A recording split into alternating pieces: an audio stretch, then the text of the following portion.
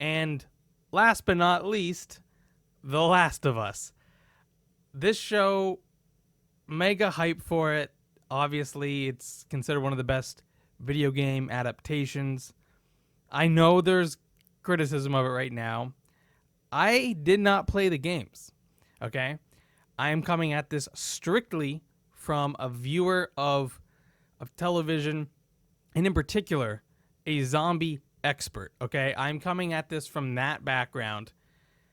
And so when I'm seeing stuff that I enjoy, I'll point it out. And when I don't enjoy it, I'll also point that out, as I did in season 1. However, I don't know how close it is to the games. I have to rely on some other people who work here at Flick Fixers, as well as some of the comments I see online.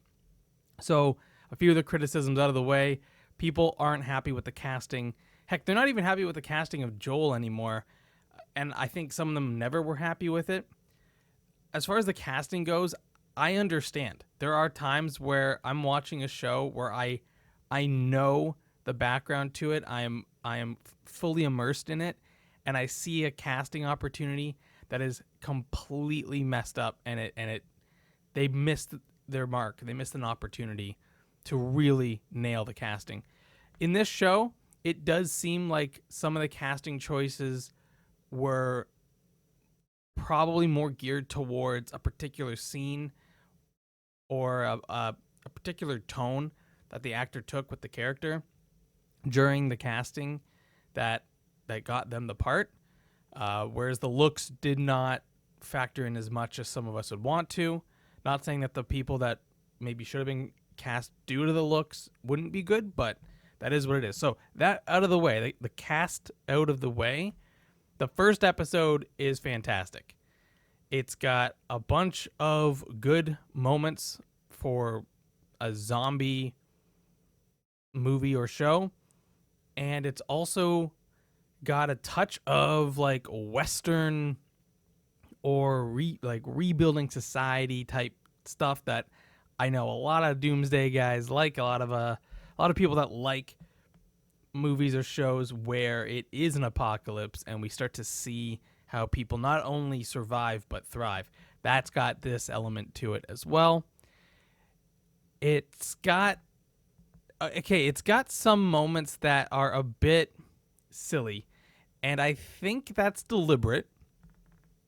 This is, after all, a 19-year-old, I think she's 19, a 19-year-old girl that has now kind of grown up in this environment, and we're seeing how a teenager in that situation might rebel, how they would interact with their environment in a way that they're trying to grab some autonomy back from kind of just being told what to do, especially when it came to life and death. And when they were younger, they definitely lashed out in that way, and it sometimes got them into trouble, and they had to get bailed out, and now they're trying to reclaim some of that. All along, they're also dealing with a perceived injustice that they don't have the full story of, but they think they're being lied to or they're not getting the whole truth,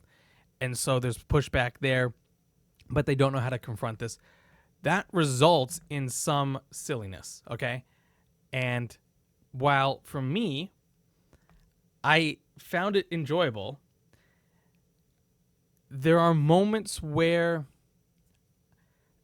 they have main character syndrome, in that because they're the main character, other background characters seem to respect that and allow the antics to go on, despite no one else getting that leeway, I guess is how I'll phrase it. And so there is that moment. I think they should have had something else there. They should have had a barrier that was more restrictive for them to overcome, and overcome it in a way that would have perceived lasting consequences. I'm not sure if I'm explaining this right, but essentially,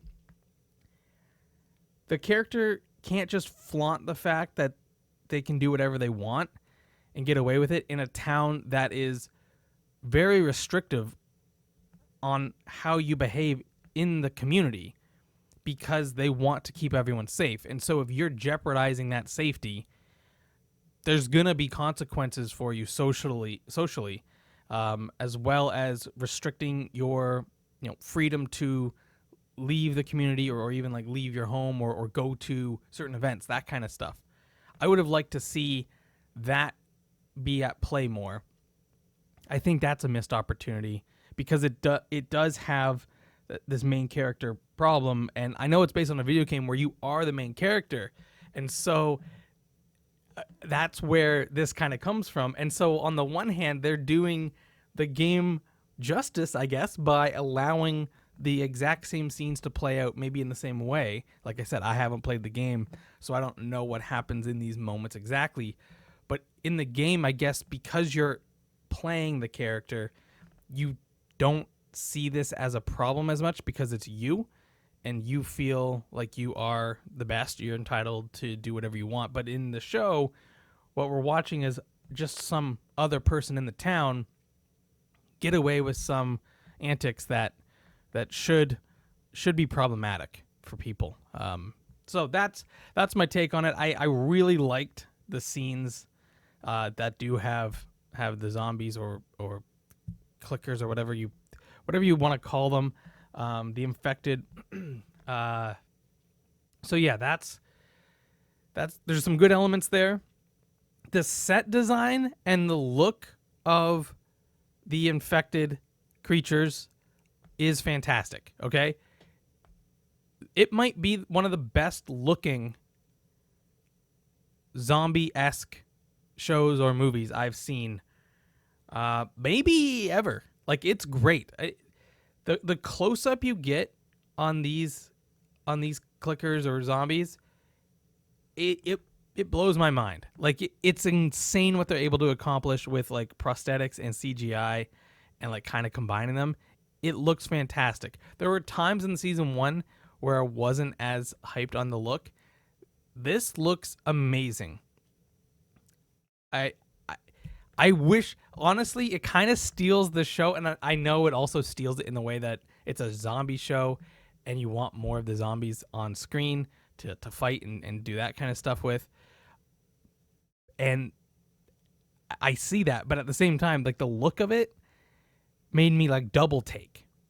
So that's what I want to say. I want to praise that. I think if there's an award for the visual look of a sci-fi or fantasy television show, they should win. That's my bottom line there. I can't wait for season 2 or episode 2. I know it just dropped. I haven't caught up to it. So episode 1 is great. I highly recommend it. It really kicks things off on a strong foot. And yeah, we'll see where we go from here.